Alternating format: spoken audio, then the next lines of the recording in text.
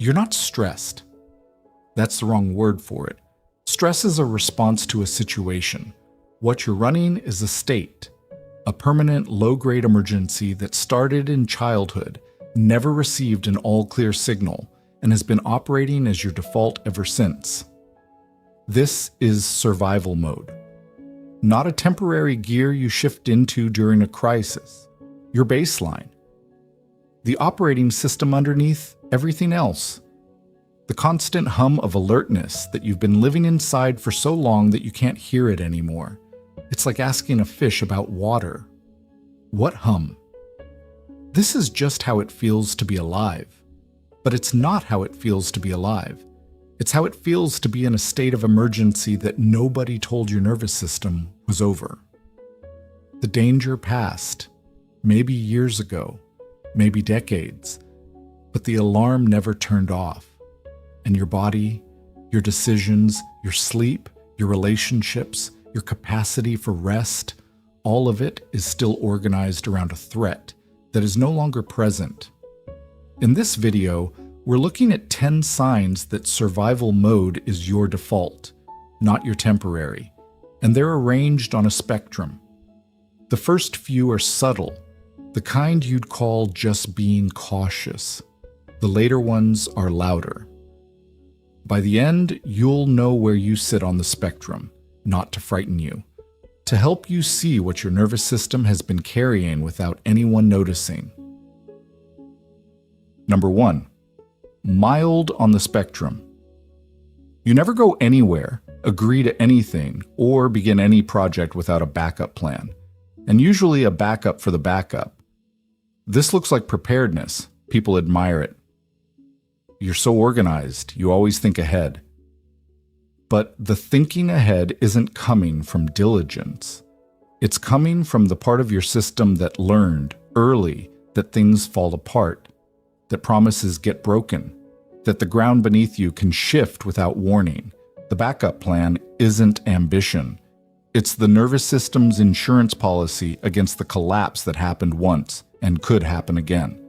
You don't trust the plan because you never had a childhood where the plan held. Number 2. Doors locked, stove off, wallet, keys, phone, you check, and then you check again. Not because you forgot, because the system needs confirmation that the perimeter is secure before it will let you leave.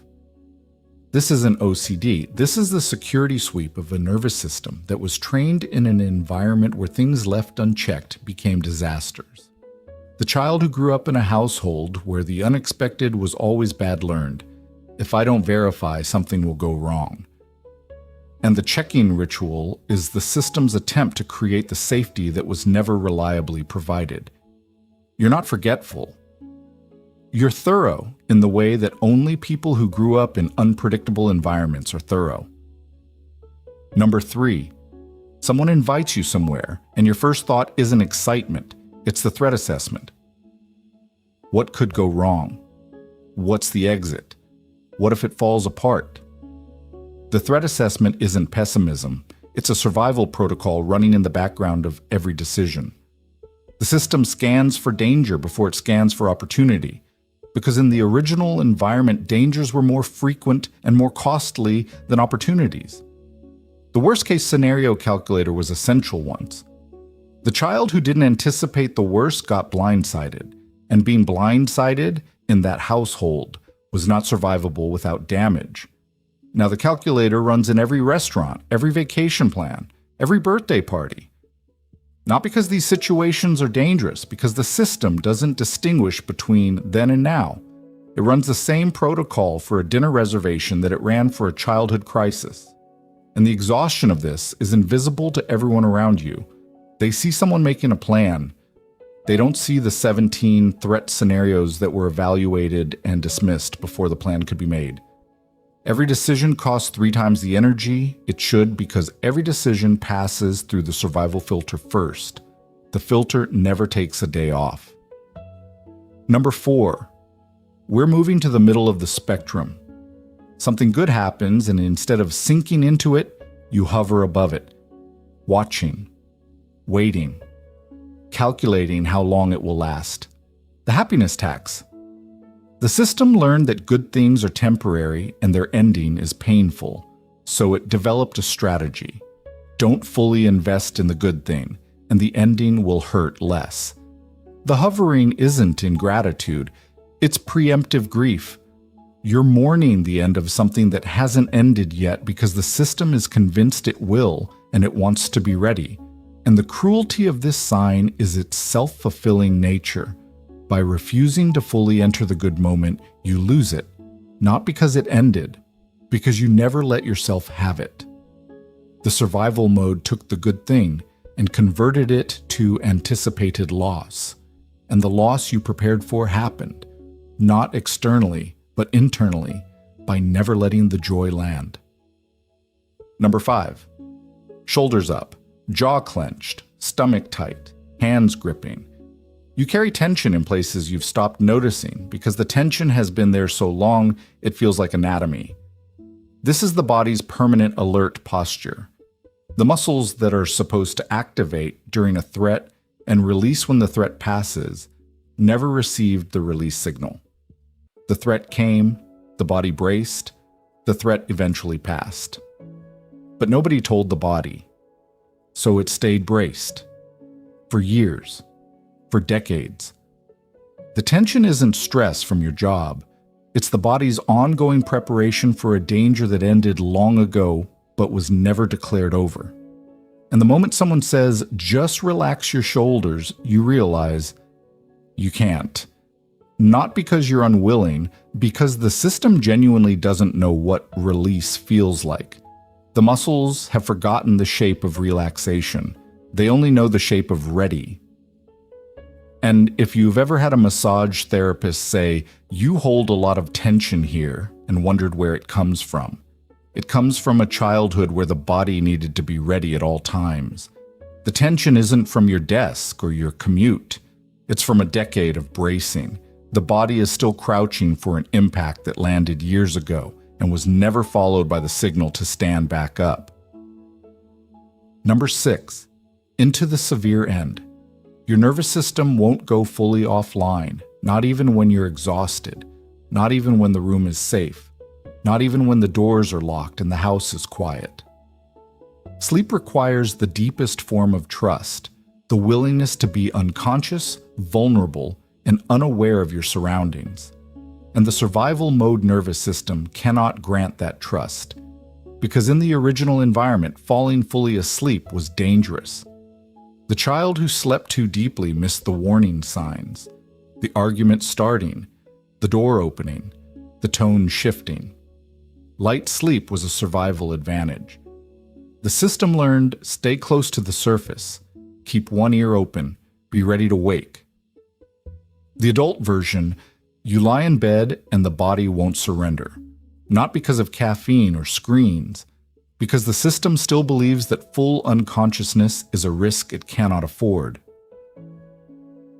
Number 7. Help is available. You know it's available, and the thought of accepting it makes your chest tighten. In survival mode, dependence is a vulnerability. If you depend on someone and they fail, you're worse off than if you'd never depended on them at all. The child learned this empirically. The person who was supposed to help either didn't show up, showed up unpredictably, or made the helping itself conditional. So the system concluded, the safest strategy is total self-sufficiency. If you need no one can let you down. And the self-sufficiency hardened into identity, not preference, survival architecture. Now someone offers to carry part of the weight and your system says no. Not because you don't need it, because the act of handing weight to someone activates the same alarm as the childhood betrayal. Accepting help means trusting, and trust in survival mode is the thing that broke last time. Number 8, you lie down. You stop. And within minutes, the guilt arrives. The survival mode system equates rest with vulnerability. When you're moving, producing, scanning, functioning, you're safe. When you stop, you're exposed. The guilt isn't about productivity. It's the alarm system interpreting rest as the removal of defense. You're not lazy for wanting to rest. Your system is terrified that resting means dropping the guard. And dropping the guard, in the original environment, was when the worst things happened. And the cost compounds. The system denies you rest. The exhaustion builds, the performance degrades, and the system responds by pushing harder. Because if the performance drops, you're even more exposed. It's a loop designed to run until collapse, because survival mode doesn't have a rest setting. It only has on and collapse. And this is why burnout hits people in survival mode differently. For most people, burnout is the result of overdoing it. For survival mode people, burnout is the result of a system that literally cannot stop. The collapse isn't from working too hard. It's from running an emergency protocol that was never designed to run permanently. Even the best alarm system burns out when it's been on for 30 years without maintenance. Number 9. Not safe as in unharmed. Safe as in, my body is calm, my mind is quiet, and I trust that nothing is about to go wrong. Safety, for most people, is a felt experience, a sensation in the body, a quieting of the system. For someone in permanent survival mode, safety is a concept, something you understand intellectually but have never felt somatically. You know the word, you can describe what it would feel like, but the body has never produced it, because the system has never been offline long enough for the felt sense of safety to register. And when someone says, "You're safe now," you hear the words, but the body doesn't believe them. Not because you're stubborn, because the body has decades of evidence that says otherwise. And the body trusts its evidence more than it trusts words. The safety that was missing in childhood left a gap that no verbal reassurance can fill. Only sustained, repeated, somatic experiences of actual safety can begin to reprogram the system. And that takes time the survival mode system isn't sure it can afford. Number 10. The far end of the spectrum, the most severe sign, and the quietest. You've never known what it's like to live without the background alarm. The hum has been there since childhood, through the good moments and the bad ones, through the calm days and the chaotic ones. It was there when you graduated, when you fell in love, when you held your first child. The hum didn't pause for the milestones, it ran underneath all of them. And the reason this is the most severe sign is also the reason it's the hardest to see. When the alarm has been on your entire life, you don't hear it as an alarm. You hear it as silence, as normal, as just how I am. The emergency became the baseline. And you can't know what you're missing when the thing you're missing has never been present. If someone turned the hum off tomorrow, you wouldn't feel peace. You'd feel panic. Because the absence of the alarm is the one condition the survival mode system has never learned to interpret. Quiet means danger. Peace means something is wrong. And the system that was built to protect you from the unsafe is now the system that keeps you from ever feeling safe. And the loneliness of this sign is specific. You've been carrying a permanent emergency inside your body for as long as you can remember, and nobody around you knows. Because the emergency is silent. It doesn't look like crisis. It looks like coping. It looks like functioning. It looks like you. And the distance between how you look on the outside and what the hum sounds like on the inside, that distance is the survival mode tax. Paid every day, in every room without a receipt. If you recognized yourself on this spectrum, the most important thing to understand is this. Survival mode is not a flaw. It's a state of emergency that no one declared over.